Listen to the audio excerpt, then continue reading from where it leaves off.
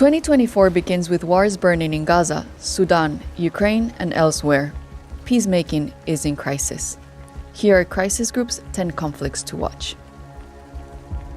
The Hamas-led attack on 7 October and Israel's subsequent devastation of Gaza have opened a ghastly new chapter in the Israeli-Palestinian conflict. The human cost, already appalling, continues to climb. It could get worse. It's not a stretch to imagine mass displacement of Palestinians into Egypt. Finding a way out starts with recognizing that attempting to finish off Hamas, Israel's stated war aim, will leave Gaza uninhabitable. A ceasefire is imperative. The war in Gaza also threatens to spark a regional conflagration as tensions escalate between the US and Israel on one side and Iran and its allies on the other. Flashpoints include the Lebanese-Israeli border and the Red Sea, where Yemen's Houthi rebels have been attacking cargo ships.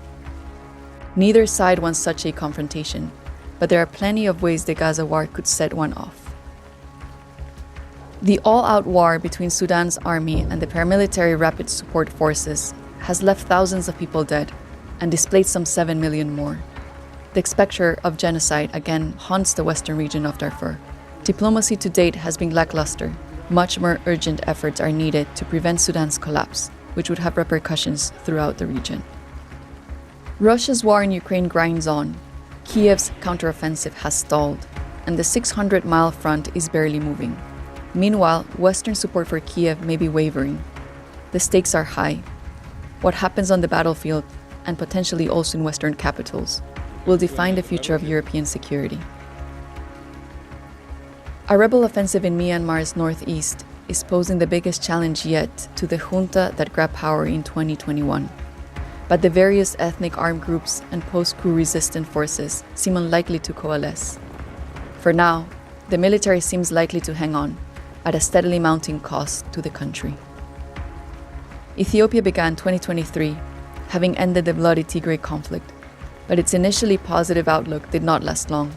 Federal forces face insurgencies in the Amhara and Oromo regions, while strained relations with neighboring Eritrea add to the tensions. In July, officers in Niger mounted a coup, cementing military rule across the Sahel, following similar takeovers in Mali and Burkina Faso. So far, the juntas have some popular backing due partly to their anti-Western rhetoric, but they have yet to make headway in fighting jihadists or solving the region's other problems.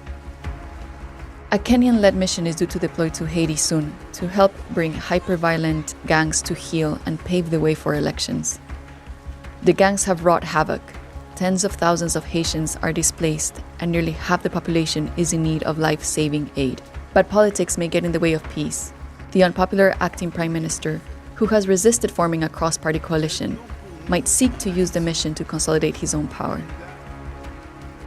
Azerbaijan's rapid offensive in Nagorno-Karabakh last September ended the enclave's de facto self-rule and displaced over 100,000 ethnic Armenians.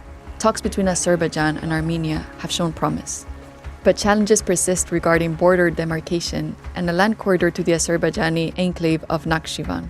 If negotiations stall, Baku may resort to pressure tactics, potentially even including border incursions. The November meeting between President Joe Biden and Chinese Premier Xi Jinping was a welcome step towards lowering the temperature between the two big powers.